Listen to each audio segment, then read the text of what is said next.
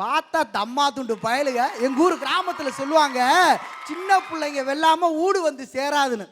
மீச முளைக்கல இதெல்லாம் நட்பை வந்து பேசுது. 5 வயசுல வர நட்பு நம்மள்ட்ட முட்டாயை பிடிங்கி தின்னு இருக்கும். 10 வயசுல வர நட்பு நம்ம பாக்கெட்ல இருக்க சில்லறை காசை பிடிக்கி தின்னு இருக்கும். 15 வயசுல வந்த நட்பு நம்ம அப்பா பாக்கெட்ல காசு திருட சொல்லி தந்திருக்கும். 20 வயசுல வந்த நட்பு நம்ம வாழ்க்கையில தம்மு தண்ணி எல்லாத்தையும் அடிக்க சொல்லி தந்திருக்கும். 25 வயசுக்கு மேல வந்த நட்பு தான் நம்மளுடைய வாழ்க்கையவே அழிச்சிருக்குன்னா இன்னைக்கு நட்பு நமக்கு தேவையில்லைங்க. கூடா நட்பு கேடா முடின்னு அன்னைக்கு கேள்விப்படலங்க, நான் அப்போலோல கேள்விப்பட்டேன். உன் நண்பன் யாருன்னு சொல்லு, நீ யாருன்னு சொன்ன காலம் போய் இன்னைக்கு நண்பன் யாருன்னு வெளியில சொல்ல முடியலங்க. காலேஜில் ஒரு பொண்ணுகிட்ட ஒரு பையன் பேனா கடனாக வாங்கியிருப்பான். அந்த கடனாக வாங்கின பேனாவை அந்த பொண்ணு காலையில் மறக்காமல் வந்து கேட்குறக்காக சுரேஷ் எங்கடான்னு இருந்திருக்கு. அவ்வளோதான். இந்த கூட 2 பையில எப்போவுமே இருப்பானுங்கல்ல, டே என்னன்னே தெரிலடா, சுதா காலையிலேருந்து சுரேஷ் சுரேஷ் சுரேஷ் சுரேஷ்னே சுற்றுறாடா. பேனா வாங்க வந்த அந்த பொண்ணுக்கிட்ட இன்னொருத்தன் கூட இருக்க சொல்கிறான், டே அந்த பொண்ணுக்கு உன் மேலே லவ்னா லவ், அவ்வளோ லவ்டா, உன்னை தெளவிக்கிட்டே அலையுதுடா அந்த பொண்ணு இந்த காலேஜ் ஃபுல்லான்னு சொல்லி 2 பேத்துக்கு இருக்கக்கூடிய அற்புதமான உறவை கூட மாற்றி விடுறாங்க. ஐயா, ஒரு காலத்தில் வாடி வாசல்ல இருந்து ஓடி வர ஜல்லிக்கட்டு அடக்கிறதுக்கு என் நண்பன் திமிழ புடுறா கொம்ப புடுறா அடக்குடான்னு சொல்லி கொடுத்தான். இன்னைக்கு என் நண்பன் விஞ்ஞானி என்ன தெரியுமா சொல்லித்தரான், பொங்கி வர பீரை எப்படி அடக்கிறதுன்னு கேட்குறாங்க. அந்த தத்துவஞானி சொல்கிறான் பாருங்க, டே அதெல்லாம் எனக்கு தெரியாதரா அப்படிங்கிற, கற்றுக்கடை காரக்கடலை எடுத்து கப்புன்னு போட்டால் பொங்கி வர பீர் கப்புன்னு அடங்குறாங்க. இப்படி சொல்லித்தர நட்பு எப்படிங்க எங்களுக்கு நல்ல வாழ்க்கையை பெற்று தரும் சொல்லுங்க பார்க்கலாம். இன்னைக்கு எப்படி நாங்கள் நண்பறது? ஃப்ரெண்டுனா என்ன அர்த்தம் தெரியுமா?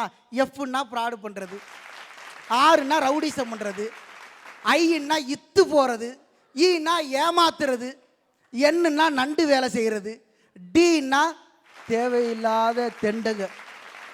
இதைத்தான் அழகா ஒரு கவிஞர் சொன்னான் பாருங்க, சோறுனா சட்டி திம்போம், சொன்ன பேச்ச கேட்க மாட்டோம், ராத்திரியில தூங்க மாட்டோம், விடிய காலம் முழிக்க மாட்டோம், இளவட்டம் தான் எங்க கட்சி பரவட்டும் தான். இன்னைக்கு நட்புங்கிறது ஊர் பூரா சுத்தி சுத்தி அவனுடைய வாழ்க்கையை கெடுக்கிறதுக்காகவே இருக்குங்க. உலகத்துல நீங்க பத்திரிகையை தினமும் பாக்குறீங்கல்ல, உலகத்துல எந்த பத்திரிகையாவது இந்த நண்பனை படிக்க வச்சு கலெக்டர் ஆக்கணும், இந்த நண்பனை படிக்க வச்சு வக்கீல் ஆக்கணும், இந்த நண்பனை படிக்க வச்சு இன்ஜினியர் ஆக்கணும்னு எங்கேயாவது இருக்குதா? இந்த நண்பன் 4 பேர் சேர்ந்து ஒருத்தனை கொன்னான், 6 பேர் சேர்ந்து தண்ணி அடிக்கிற இடத்துல ஒருத்தனை கொலை பண்ணான். இப்படி தாங்க செய்தி வருது. ஐயா தம்பி பேசும்போது கூட சொன்னாப்புல, மகாபாரதத்தை பற்றி பேசுகிறான், புராணத்தை பற்றி பேசுகிறான், இதிகாசத்தை பற்றி பேசுகிறான். துரியோதனனுக்கும் கர்ணனுக்கும் இருந்த நட்புட இன்னைக்கு பசனுங்க 2 பேத்துக்கு இருக்கிறது நட்பு இல்லை, வெறும் மப்பு. அன்னைக்கெல்லாம் நண்பன்னா கிளாஸ்மேட்டில் இருந்தவன் தான் நண்பன், இன்னைக்கெல்லாம் கிளாஸ்மேட் அடித்தாதான்ப்பா நண்பன். அன்னைக்கெல்லாம் சேலஞ்ச் பண்ணான், நீயும் நானும் ஜெயிக்கலாங்கிறவன் தான் நண்பன், இன்னைக்கெல்லாம் சியர்ஸ் பண்ணுறவன் தான் நண்பனாக இருக்கான். ஒன்று மட்டும் தெளிவாக புரிஞ்சுக்கிடுங்க, நல்ல நல்ல நட்புகள்லாம் இருந்துச்சு, நான் இல்லைன்னு சொல்லலை. பெரியார் காலத்தில் பெரியாருக்கும் ராஜாஜிக்கும் அளப்பரிய நட்பு இருந்துச்சு. ராஜாஜி இறந்து போனப்ப பெரியார் போய் வாய்க்கரிசி போட்டாராம். ஒருத்தர் கேட்டாரா, ஏங்க உங்களுக்கு இந்த பழக்கம்லாம் கிடையாது, இதெல்லாம் நீங்கள் நம்ப மாட்டீங்களேன்னு. என் நண்பனுக்கு பிடிக்குன்னு சொல்லி வாய்க்கரிசி போட்டார். ஆனால் இன்னைக்கு இருக்கிற நட்பு வாழும் போதே நமக்கு வாய்க்கரிசி போடுதுங்க. அண்ணாவுக்கும் காமராஜருக்கும் அற்புதமான நட்பு இருந்துச்சு. இவ்வளவு ஏங்க, ஆட்சியில் வெவ்வேறு போட்டி இருந்தாலும், வெவ்வேறு முனை போட்டி இருந்தாலும், நீ ஒரு கட்சியோட தலைவன் நான் ஒரு கட்சியோட தலைவன்கிற வாழ்நாள் முழுவதும் போட்டி இருந்தால் கூட, எம்ஜிஆருங்கிற ஒரு மனிதன் இறந்த பிறகு காலையில் 6 மணிக்கு கலைஞருங்கிற ஒரு நண்பன் போய் போட்ட முதல் மாலை தான் அவர் கழுத்தில் விழுந்துச்சுன்னா இது நட்புக்கு உதாரணங்க. இன்னைக்கு வாழும் போதே நமக்கு மாலை போடுறதுக்கு தயாராக இருக்கா இந்த நட்பு. நாங்கள் எப்படி இறுதியாக ஒரே ஒரு விஷயங்க, சசிகுமார் கூட அழகாக ஒரு படத்தில் சொல்லுவார், நாங்கள்லாம் வெளியில் வரும்போது பார்த்து பழகுன்னு அம்மா அப்பா சொல்லுவாங்களே, பழகுற நீங்களே இப்படி பண்ணா என்னடான்னு சொல்லி ஒரு அற்புதமான டைலாக் சொன்னா இன்னைக்கு நண்பனை நம்ப முடியலங்க. இறுதியா ஒரே ஒரு விஷயங்க, சேலத்துல குடிபோதையில தன்னுடைய நண்பனை வெட்டி துண்டு துண்டா போட்டுறான்.